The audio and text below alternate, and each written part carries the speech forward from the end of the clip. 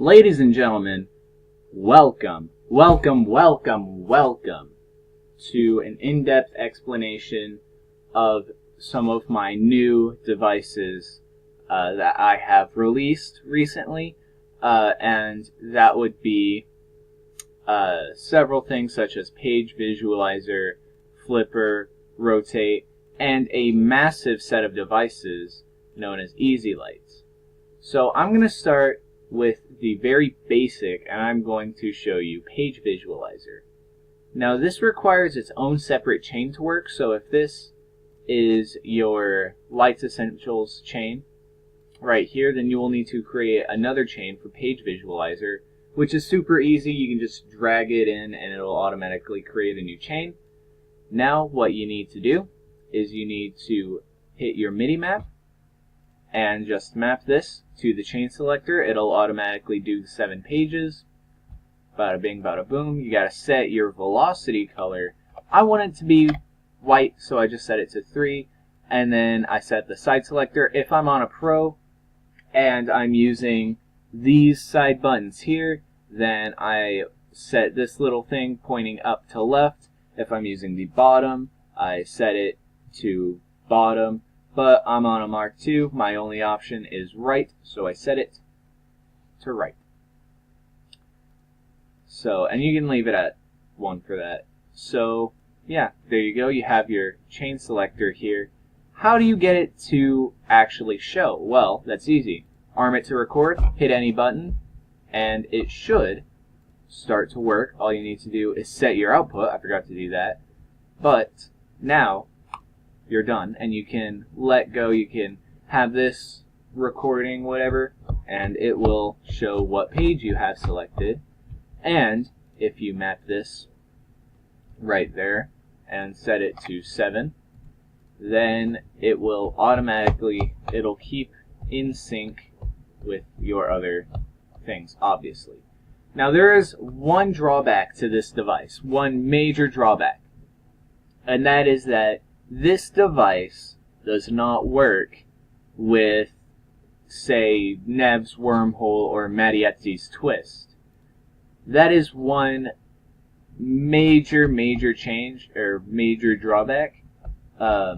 You'll have to actually, if you want to make it compatible, you'll have to actually go into the internals, and as you can see, I didn't keep that particularly clean, but that's only for advanced users who will be using, you know, wormhole and twist.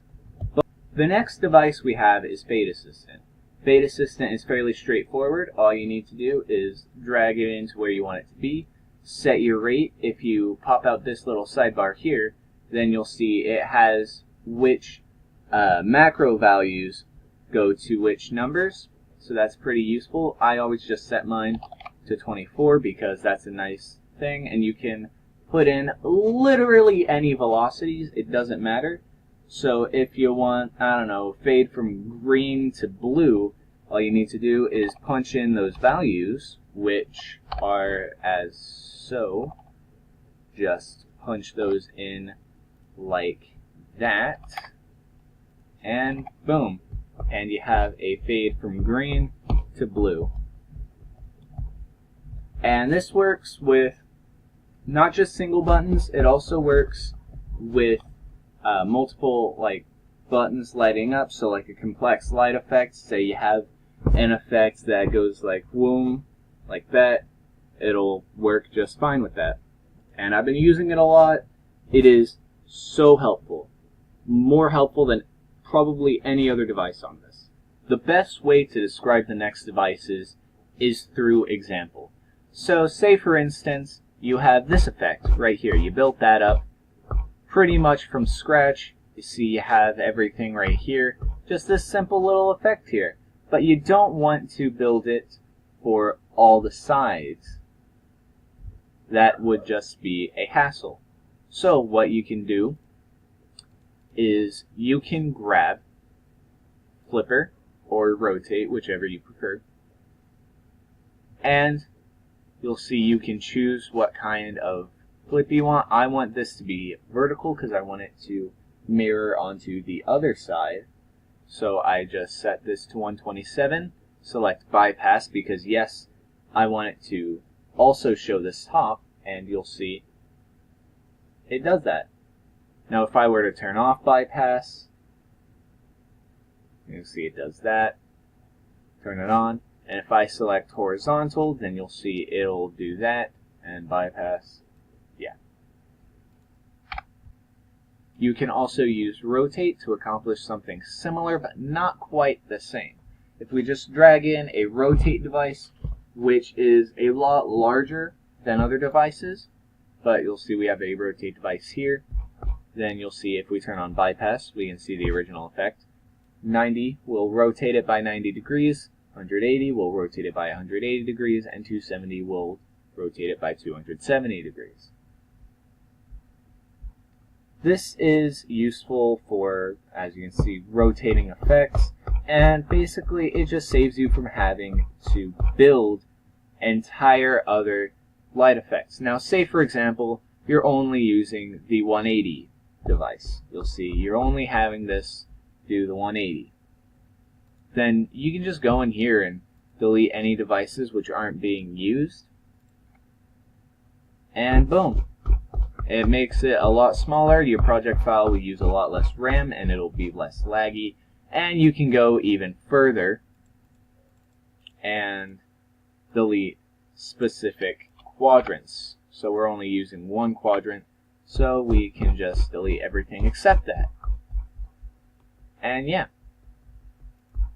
it works just fine. And once you put in another rotate device, the changes you made to the original rotate device will not be, basically, if you have this, you've deleted chains inside it, you drag in another rotate device, then those changes will not be saved. So if you delete the 90 degree rotate, then when you drag in a new rotate, the 90 will be there on the new rotate. Hope that made sense. It probably didn't. So yeah, that's how you use those. And that's just a basic rundown of my brand new devices that I have released. There are a few others, such as easy lights, which I will make a separate video on in the future. But for now, I hope you enjoyed. If you did, please make sure to hit that like button. Subscribe if you're new and would like to see more content like this in the future. And I'm out. I'll see you guys next time. Peace.